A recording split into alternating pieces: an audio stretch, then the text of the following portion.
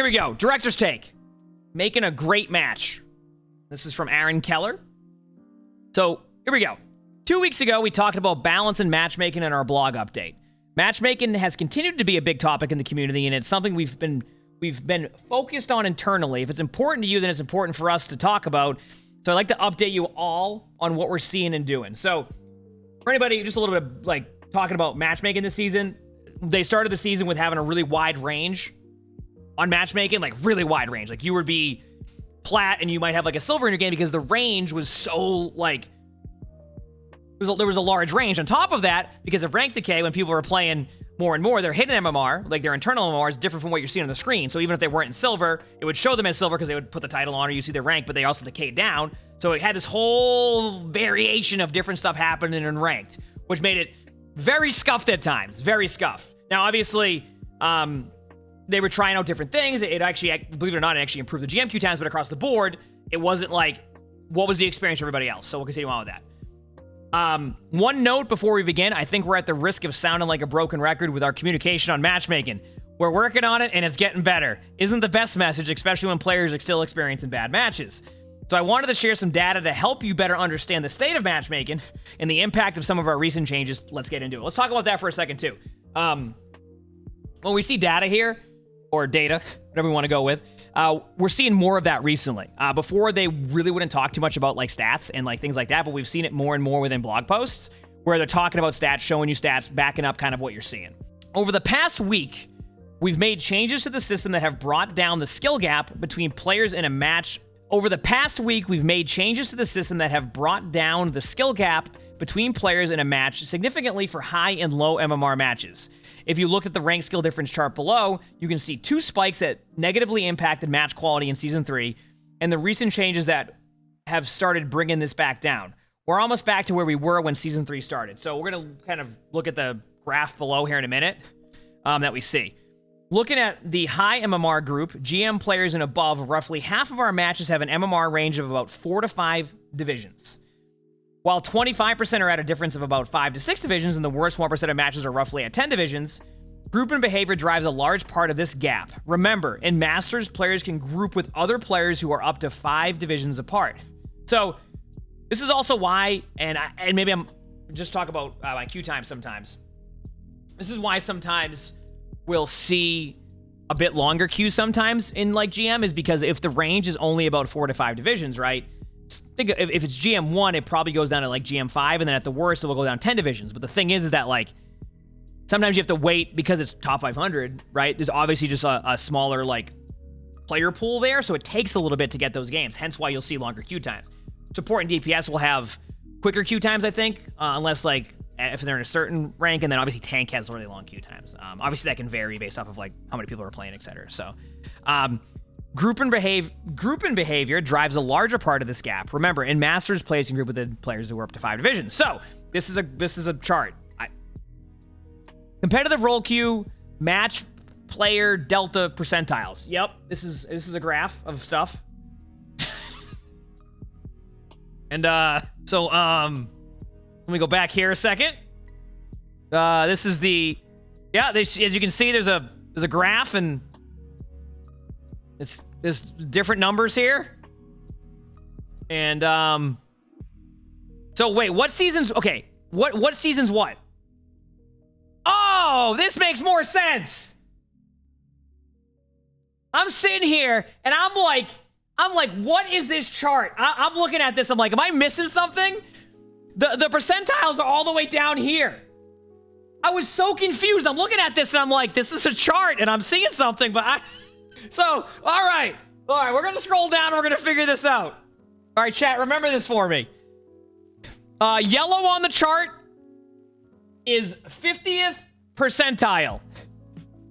75th on the chart, or green on the chart is 75th percentile.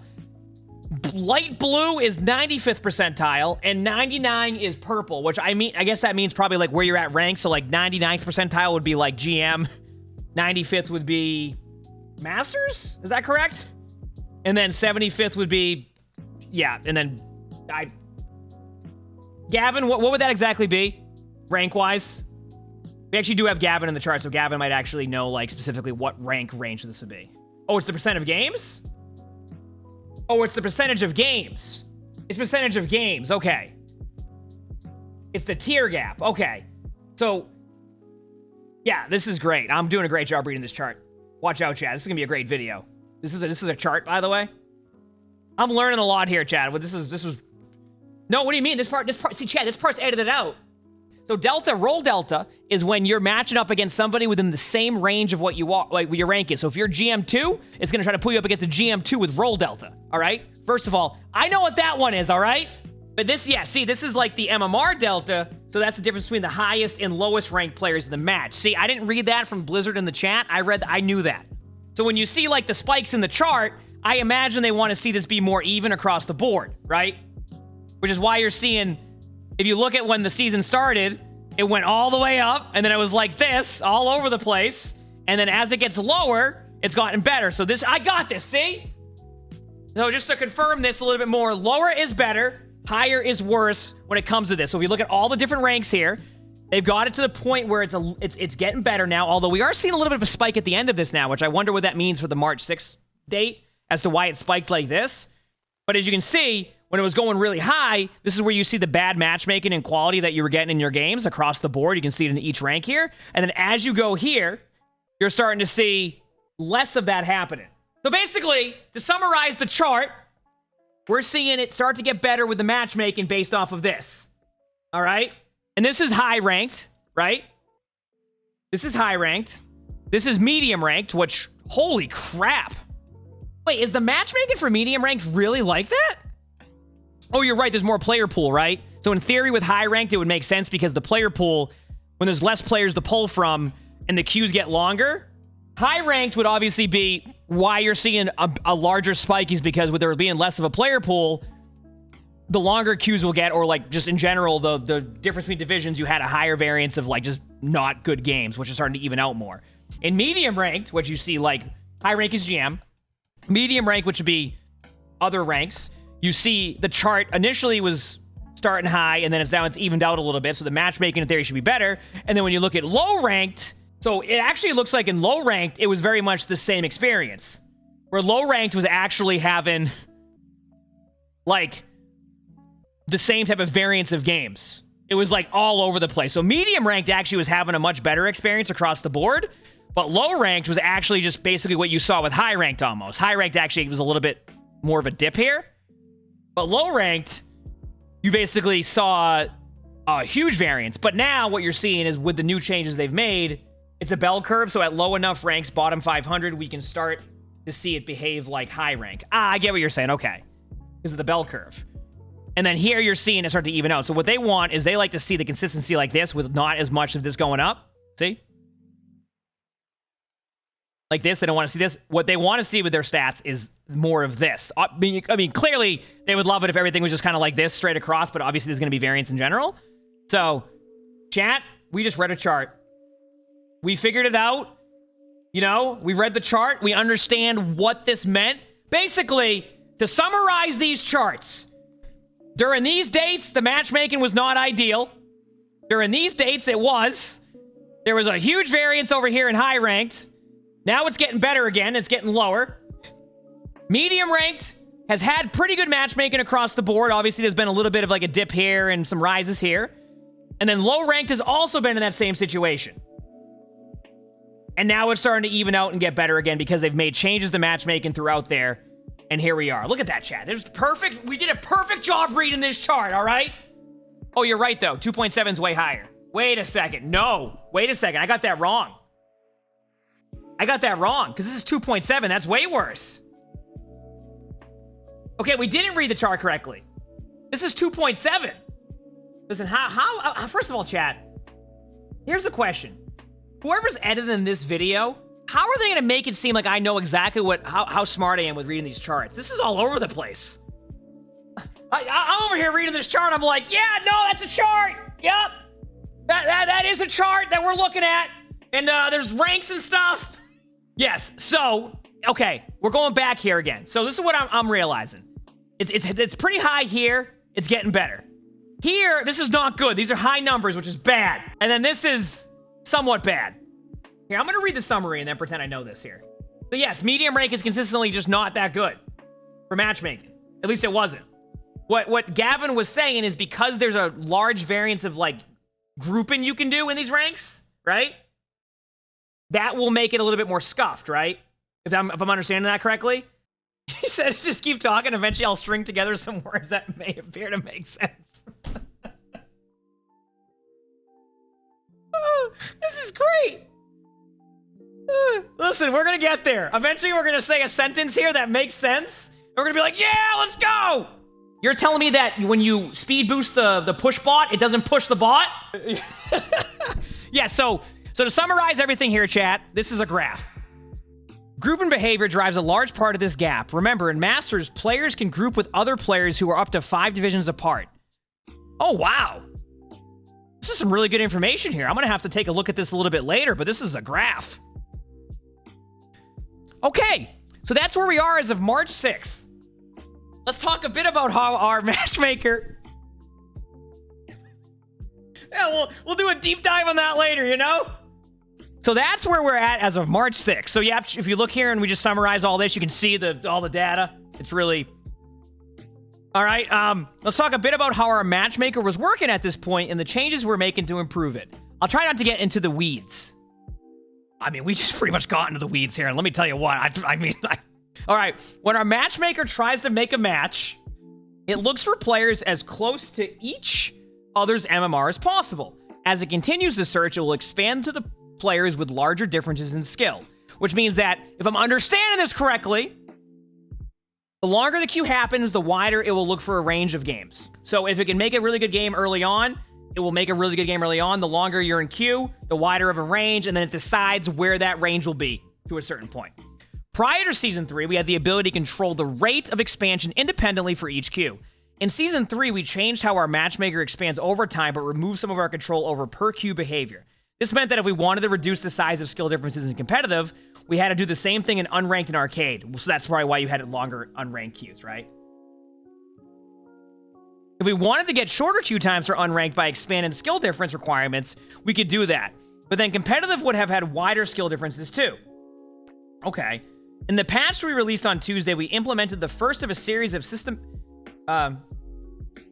changes. More are coming in Season 4. That's a month away. That gives us back to the flexibility to tune these modes separately and give us new ways to tune the system. Competitive can once again have its own set of parameters for how the wide skill gap can be that are separate from our other modes. Basically, anytime they made a change to competitive, it made a change to unranked, which made queues way longer. Hence why you had longer quick play.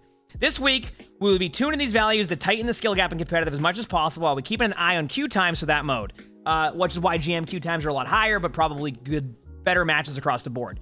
Additionally, in the mid-season patch, we added the capability to sort parties together that have a similar player delta. We're now able to get similar parties together in a way that minimizes role delta, which has resulted in significantly lower party queue times, which is good. It also concentrates wide parties together, which has made a dent in our player MMR delta. Delta? Our MMR delta? MMR delta. Hopefully, that provides some much-needed context for all of you and helps you see the amount of work going into the system. However, your experiences are what really matter. We'll be collecting a lot of data this week and listening to you all as well. I'll be providing some short updates soon. That's it. Hopefully, we'll be moving on to other topics for future updates. See you all in game. All right, let's just talk about the graphs for a second again, just because I want to see where I'm at when it comes to this. When you saw this graph, did you fully understand how, like, what it meant? And I'm just asking because, like, I didn't understand it, but I know some people do.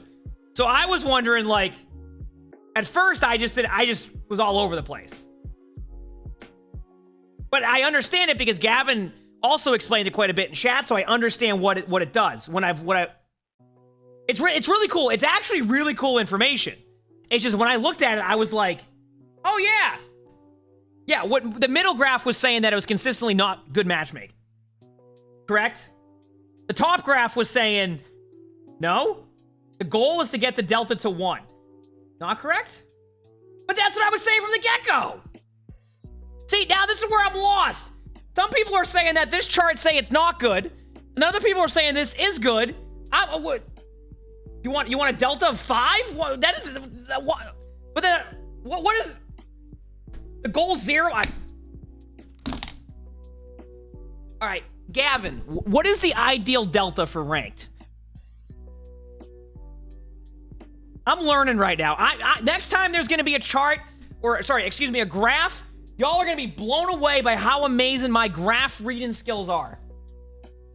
If delta was 0, then everyone would be playing against players of their literal exact skill. Okay, so if it was 0, you'd be playing against people who are literally the exact skill. Okay. So the closest you can get it to 0 is the best, right? But you won't be able to get it to 0. Okay, so the closer to 0, better for competitive matches, but also worse for players who want to play with their friends. Okay, there we go. See? Okay, so like right here, yes, the 50th percentile one is good because it's not 0, but it's at 1.1, which would be fairly good, right? Because players have friends of varying skill levels, which I agree with.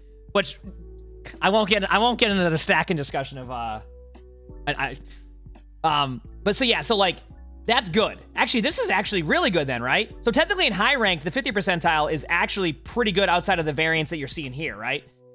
Actually, at this point, it was almost a 0.5, if I'm correct. I guess it was almost a 0.5. Has the graph been deciphered? Oh, we're still working on it. So this actually was really good. See, chat, I knew I understood this graph from the get-go. So this was good. And anytime it went up, that was going to be worse because that means it was going above where it would want to be, which is technically 0 would be amazing, but you can't get 0 because it's impossible. But here, it was actually in a really good spot, but then when it goes up like that, the game quality in any of the percentiles will be worse if it does this. And then right here, what you're seeing is it consistently going to be... It's the same consistent experience, whether that's good or bad, but this is 2.7, which means that would be 2.7 away from 0, which is still a wide range of what you're seeing player-wise. So there you go. And that was the 99th percentile that had this one. And then, okay, there we go. At the lower line, we're saying half the matches are worse than that, and half of the matches are better than that. Okay. Chat, we did it! So 99th percentile is worst case scenario games. So this is the worst case scenario games. That makes sense. That makes sense. Okay. So that means that the yellow line would be the best case scenario games. And then in between that is generally what you would see with 75th and 95th percentile. So basically, best case, worst case, in between. So only 1% of the matches would be this bad. Correct? And that's the variance. And yellow's the average. Or close to it. Like, not the average, but like, yes. Okay. Oh, are you having... Oh, okay. Yellow line is average case, not best case. Well, sorry, excuse me on that one. And then this would be the other variations of percentile matches. So, like... So if I understand this correctly, this is like 5% of games, the blue line. This is the blue line right here that I'm referring to, the 95th percentile. This would be considered 5% of games. This is 25% of games, and then this is 50%. See how quickly we learned right there? See how quickly we learned? See? That was easy. That was easy. I got to do something very quickly, chat. Grouping behavior drives a large part of this gap. Remember, in Masters, players can group with other players who are up to 5 divisions apart. Wow, look at this graph. I actually understand what this is. So I don't even need to look because I know that this is going to be 99th percentile, which would be 1% of the games. As you can see, there's a little bit of a variance there in what's going on here. We're going to have the best... This is the average here, and then you have the in-between, right? This is 50% of games, 25%, and I think this is 5% based off of the chart that I'm reading right here. Excuse me, graph. This is for high-rank games, of course. We're going to go to the medium-rank games here, which you can see that there's a consistent different range there. Ideally, you'd want it to be at 0, right? Ideally, you'd want it to be at 0, but you can't have that because that means every player would, be at the same skill level, which obviously when players play with friends, especially medium rank, you're going to have a different variance, which this is the 1% of games here. And as you can see, while it's a consistent experience, obviously they're aiming more for having games like this, more towards 0. And then obviously in lower ranked, you get that same variance because I think it's a bell curve based off of just guessing how ranked is on this one. I wasn't told in the chat it was a bell curve. And you see with the low ranked ones, it has a very similar variance to what you see in the high ranked ones because of that. And as you can see, very similar, and the closer to it being at the 0, the better, which we see with 0.719. And as you can see, with all these lines being more consistent across the board, The matchmaking, since they have put the new changes in, are getting better and should improve going into Season 4. Yeah, I just analyzed that graph first try. It's no big deal. No, the gold line doesn't mean gold rank. Actually, we learned earlier that high rank is gold. So high rank would be gold above. It's not.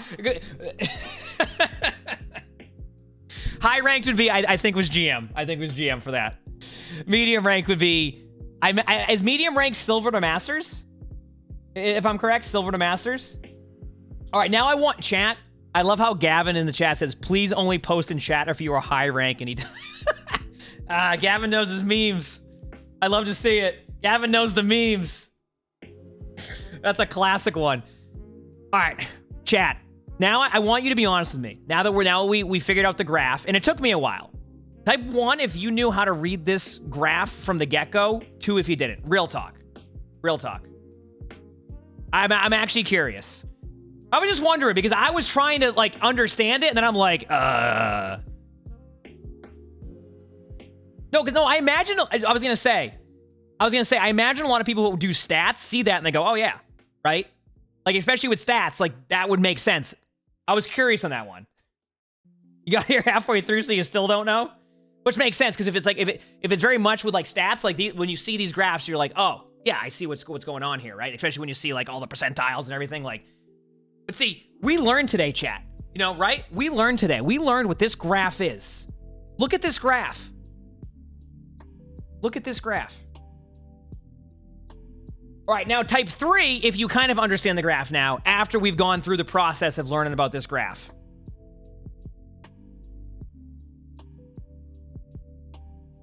Kind of.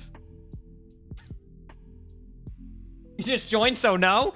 Well, wait till you see the YouTube video. You're going to be in for a treat because I knew exactly what I was doing here.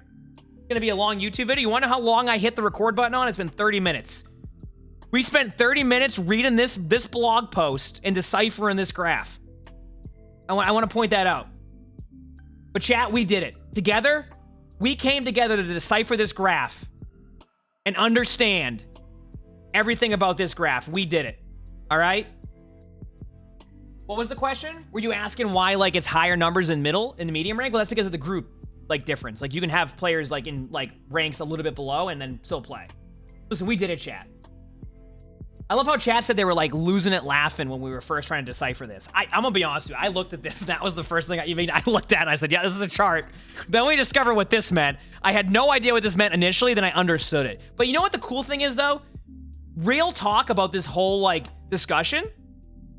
I actually learned about like how this stuff works now a little bit more, which I think is really cool. So like them posting a chart like this, even though like I didn't understand it at first, I now learned something a little bit more about like how this data and like stats works, which I love learning about stuff. I just always do. Like I love like just learning about stuff and being able to learn about that and like kind of absorb some of the knowledge. Now, next time there's a chart like this, I'll have no idea what any of it means probably, but it's really cool to be like kind of understand it more and kind of go through that process and then learn it through chat. So yeah, there we go.